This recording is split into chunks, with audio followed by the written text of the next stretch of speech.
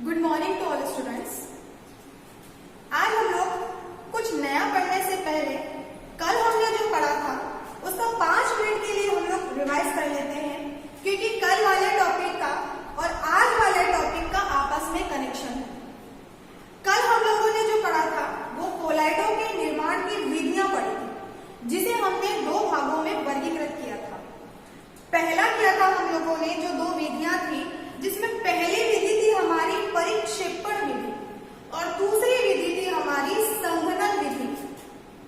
परिक्षेपण विधि में हम लोगों ने कल ये पढ़ा था कि उसमें बड़े कण होते हैं, मतलब आकार जो होता है कणों का बड़ा होता है और उन्हें तोड़कर हम छोटे छोटे कणों में बदल देते हैं। यानी कि हमें ऐसे छोटे कण बनाने हैं जिनका आकार 1 से 1000 नैनोमीटर के बीच में हो। उसके बाद में हमने संघनन विधि में इसके जस्ट उल्टा पढ़ा था कि हमारे पास छोटे छोटे कण थे और उन्हें जोड़कर हमने एक बड़ा कण बनाया था जिसका आकार जो है वो 1 से 1000 नैनोमीटर के बीच में हो। उसके अलावा हम लोगों ने एक चीज और पढ़ी थी कि परिक्षेपण विधियों को हमने और भागों में वर्गीकृत किया था, जिसमें पहला जो वर्गीकरण किया था हमने वो था विद्युत परिक्षेपण, मतलब करंट देकर कणों को हम लोगों ने तोड़ा था। उसके आगे एक विधि मैंने आपको बताई थी, उस विधि का नाम था विद्युत या ब्रेडिंग आर्क विधि, विद्युत परिक्षेपण या ब्रेडिंग आर्क विधि। ये विधि आज हम लोग पढ़ने के लिए जा रहे हैं। तो कल वाले का और आज वाले टॉपिक का आपस में इंटरेक्शन है। तो हम लोग अब देखते हैं कि विद्युत परिक्षेपण और ब्रेडिंग आर्क विधि क्या होती है। तो हम बात करेंगे विद्युत परिक्षेपण या ब्रेडिंग आर्क विधि।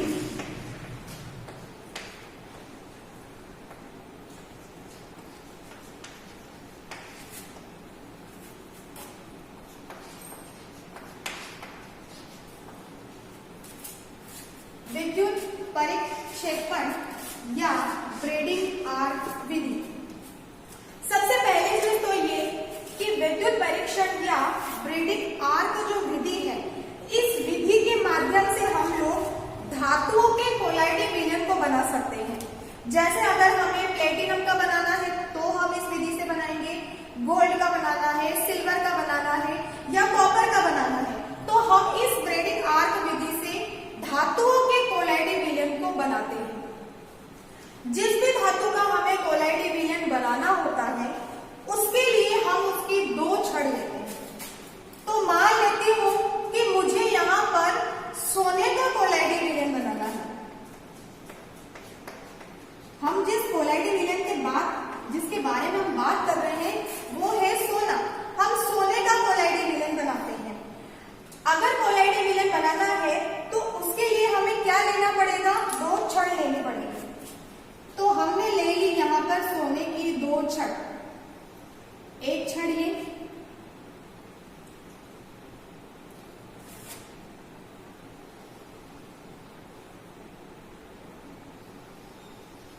और दूसरी छड़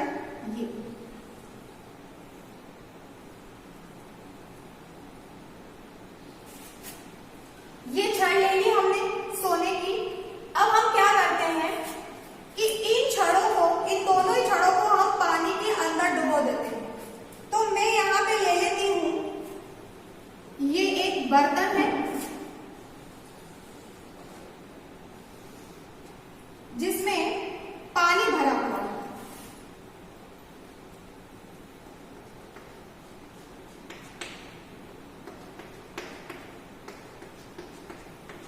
ये एक बर्तन है आपका जिसमें पानी भरा हुआ है और मैंने यहां पर ले ली है सोने की 2 छड़। अब क्या होगा, मैं इन दोनों छड़ों को हाई वोल्टेज बैटरी से जोड़ देती हूं। इन दोनों ही छड़ों को हाई वोल्टेज बैटरी से जोड़ देती हूं।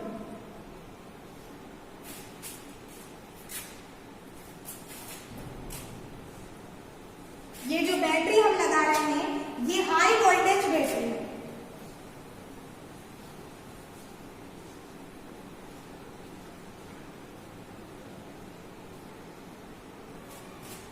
एक तरफ ले लेते हैं हम लोग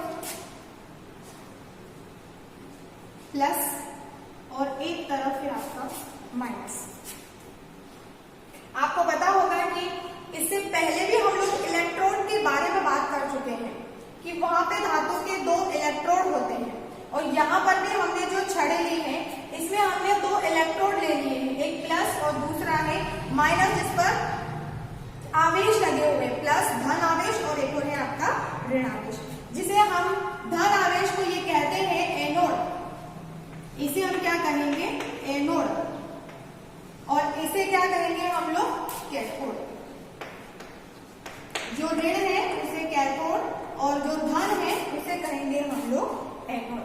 तो हमने क्या किया, दो सोने की छड़े ली, दोनों ही छड़ों को हमने पानी में डुबो दिया और उसके बाद में हाई वोल्टेज की बैटरी से उनको जोड़ दिया। धन जुड़ जाएगा इससे और ऋण जुड़ जाएगा इससे। अब क्या होगा? अब ये होगा कि जैसे ही हम, चूंकि हमने हाई वोल्टेज की बैटरी लगाई है, तो जैसे ही हम हाई वोल्टेज देंगे, जैसे ही वोल्टेज हाई होगा, इन छड़ों में से वाष्प निकलना शुरू हो जाएगी। इस तरीके से इन छड़ों में से वाष्प निकलना शुरू हो जाएगी। और अगर वाष्प निकलना शुरू हो गई है तो हमारा जो सोना है वो तो उड़ जाएगा, और अगर सोना उड़ गया तो हमारा तो कोलाइडी विलयन नहीं बनेगा, और ये हम बिल्कुल भी नहीं चाहते हैं क्योंकि हमें तो सोने का कोलाइडी विलयन बनाना है। तो इस सोने की छड़ से वाष्प ना निकले, इसके लिए हमने क्या किया? एक और बड़ा टब लिया। क्या किया? एक और बड़ा टब लिया और उस टब के अंदर हमने बर्फ के टुकड़े डाले। क्या किया? उसके अंदर हमने बर्फ के टुकड़े डाले।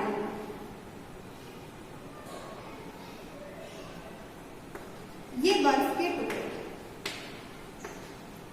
बर्फ बहुत ही काम की चीज होती है, खास तौर पर हमारे साइंस में तो बर्फ भी बहुत ज्यादा काम आती है।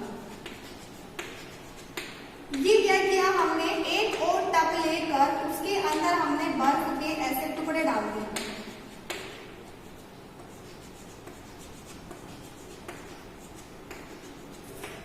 तो हमारे लिए ये बर्फ किस काम का है? ये बर्फ इस काम का है कि जैसे ही हमने हाई वोल्टेज दिया और इन छड़ों से भाप निकलना या वाष्पित होना जब शुरू हो गए, तो होगा क्या कि वाष्प से संघनित हो जाएंगे, वाष्प से ये वापस से संघनित हो जाएंगे, ठोस के रूप में हो जाएंगे और हमें हमारे सोने का कोलाइडी विलयन मिल जाएगा।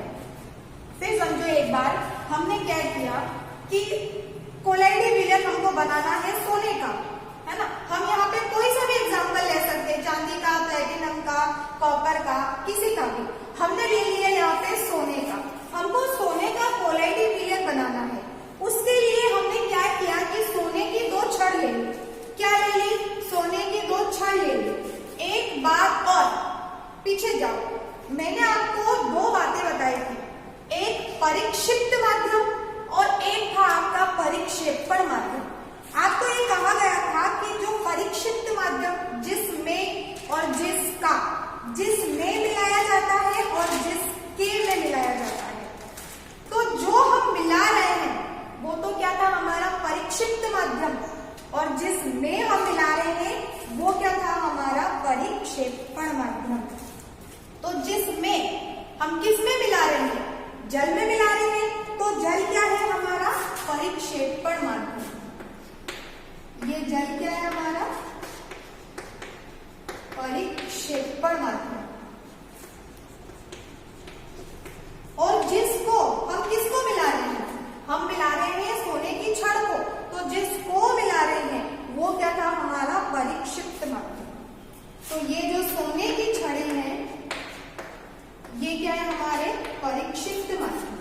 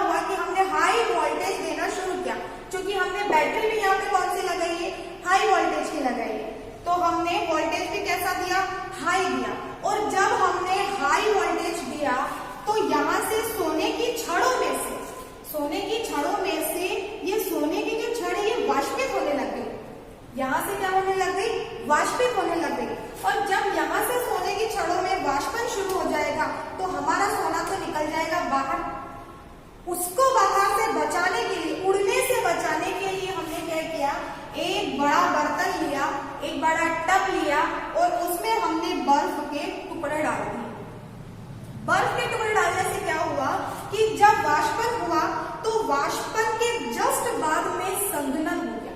संघनन मतलब क्या हो गया कि हमारा जो सोना है वो उड़ा नहीं और हमें ठोस के रूप में वापस मिल गया, और इस तरीके से हमने सोने का कोलाइडल विलयन बना लिया। ये तो हो गई पहली बात।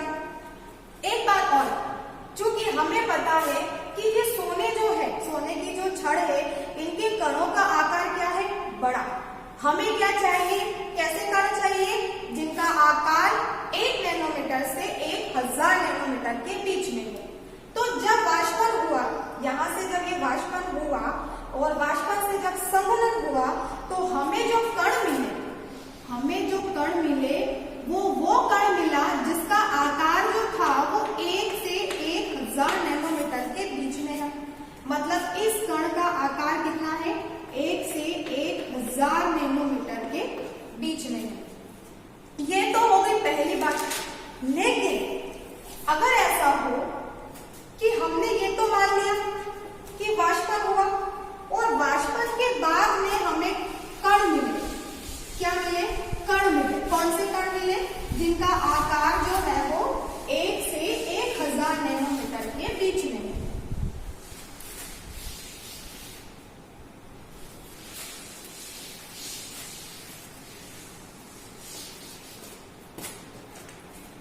ये वाष्पन हुआ। वाष्पन होने के बाद में संघनन हुआ जिससे कि कण मिले हमें। कैसे कण मिले, ये ऐसे छोटे छोटे हमें कण मिले।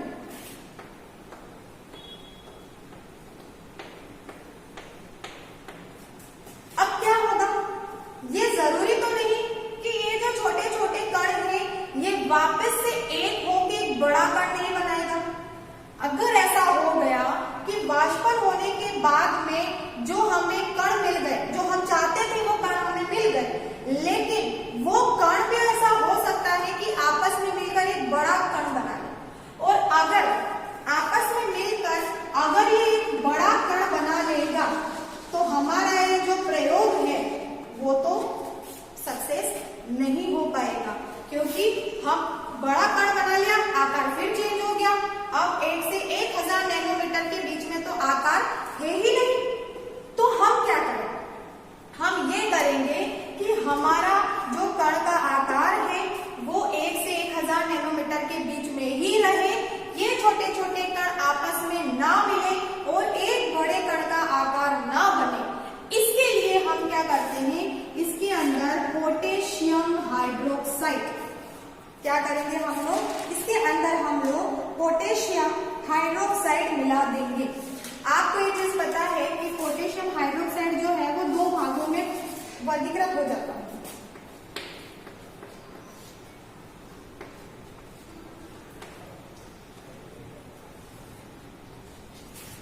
K+ और OH-।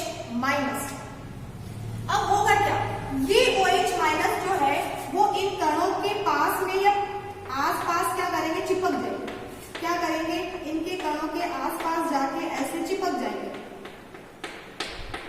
कौन चिपक जाएगा, OH-। OH- क्या करेंगे, इन कणों पे ऐसे जाके यूं चिपक जाएंगे। और यहाँ पर क्या है, OH-, OH-।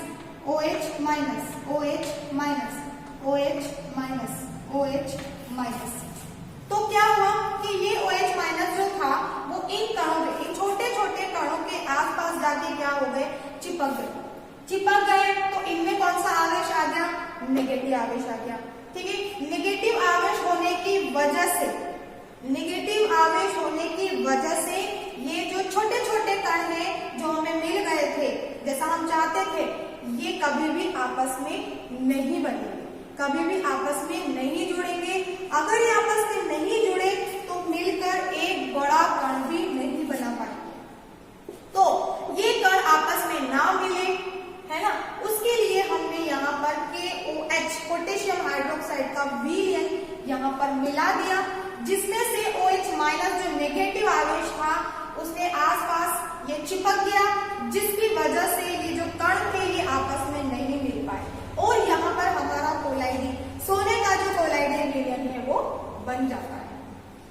आई होप आपको यहाँ पे समझ में आ गया होगा कि कोलाइडल किसी भी धातु का ब्रेडिंग आर्क विधि। आपने एक नाम एक और आया यहाँ पे आर्क। आर्क क्या होता है? आर्क का मतलब होता है चिंगारी।